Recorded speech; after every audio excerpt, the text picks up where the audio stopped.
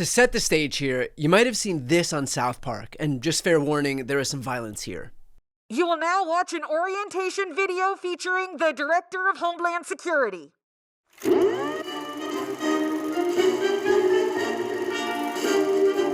Welcome to the team, recruits. I'm Kristi Noem, head of Homeland Security. Oh, she seems nice. Okay, very pretty. A few years ago, I had to put my puppy down by shooting it in the face. Because sometimes doing what's important means doing what's hard. Whoa, whoa! Now we'll ask the same determination of you. Because detaining and questioning people is never easy. Oh, God! As the face of Homeland Security, I'll be leading the way. And together we'll make sure everyone is in this country legally. So let's get out there and get them, recruits. Together we can make it happen. We hope you enjoyed the presentation. Please step through to the vehicles for your first raid. All right, recruits, this is it. We're heading to a location that might be filled with illegals. Let's take these bad hombres down.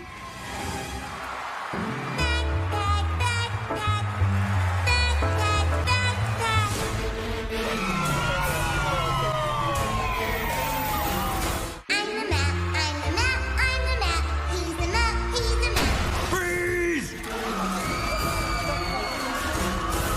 Oh, God! Okay. We're just here for questioning. Cooperate and nothing bad. Holy shit!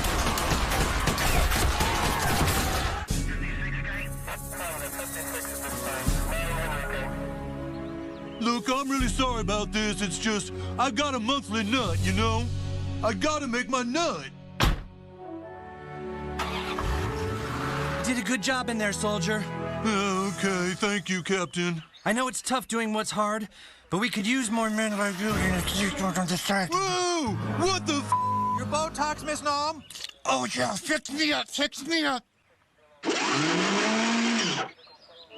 Another day doing what's tough. Well, that elicited this response from Homeland Security Secretary Kristi Noem.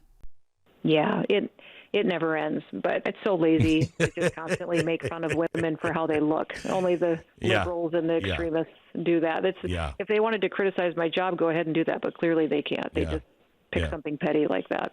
Now, first of all, while we're in the midst of this perpetual victimhood shtick at the hands of Kristi Noem, let's not forget that we are talking about South Park. Not only is this a cartoon, but it's a show that spent the last 27 years making fun of literally everyone and everything. They've mocked every president, every politician, every celebrity, every demographic, every religion, every ideology. That is literally their entire brand.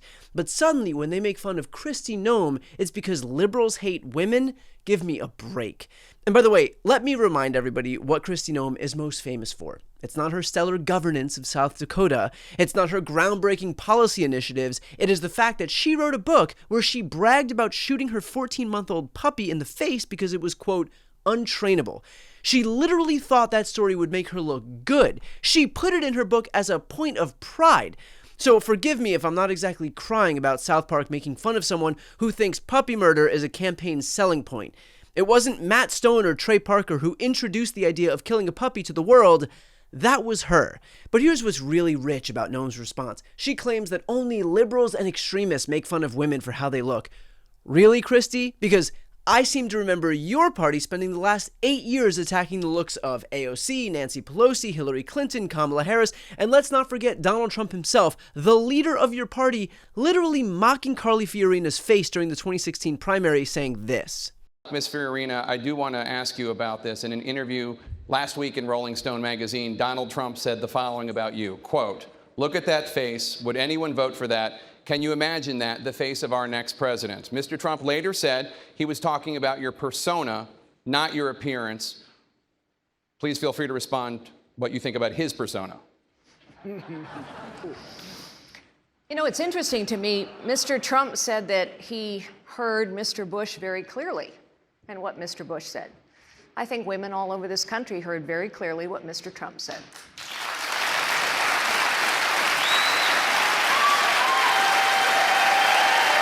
which is to say nothing of what he said about Rosie O'Donnell and Megyn Kelly, and yet, weirdly, no curling up in the fetal position by Kristi Noem for any of those women.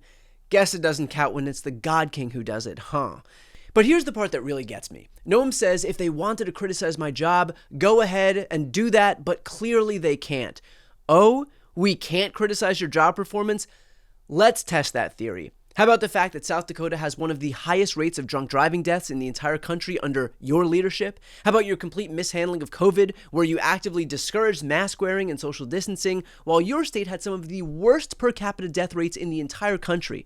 How about your bizarre obsession with culture war nonsense, while your state struggles with really low rankings on poverty, healthcare access, and infrastructure? How about the fact that you've spent more time trying to position yourself for a national political career than actually governing South Dakota? You've been on more Fox News hits than you've held press conferences about actual state business. You literally wrote a book to boost your national profile while your constituents were dealing with a pandemic. And let's not forget that this is the same Kristi Noem who banned TikTok on government devices while simultaneously using state resources to promote her own social media presence. The same Kristi Noem who used state aircraft for personal and political travel. The same Kristi Noem who intervened to help her daughter get a real estate appraiser license after she initially failed to qualify. So no, Kristi, it's not that we can't criticize your job performance, it's that there's so much to criticize, we don't know where to start. But here's what this really reveals about the modern Republican Party. They've become so used to playing the victim that they literally cannot handle any criticism whatsoever. They dish it out constantly on a daily, minute-by-minute basis, but the second someone pushes back, even a cartoon, they immediately cry persecution. They'll attack everyone and everything, but then clutch their pearls when South Park makes a joke. Look, if you can't handle South Park making fun of you, you probably shouldn't be in politics. And if you're going to write a book bragging about killing puppies, you probably shouldn't be surprised when people think you're a psychopath.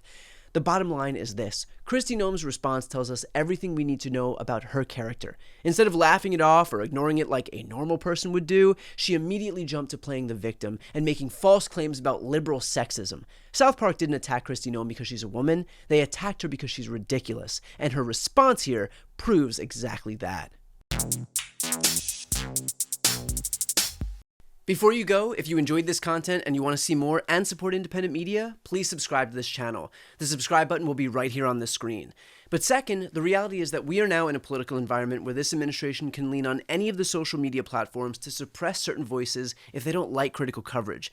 That means my longevity here is in the hands of a few tech billionaires who are already making it clear that they are willing to cater to this administration.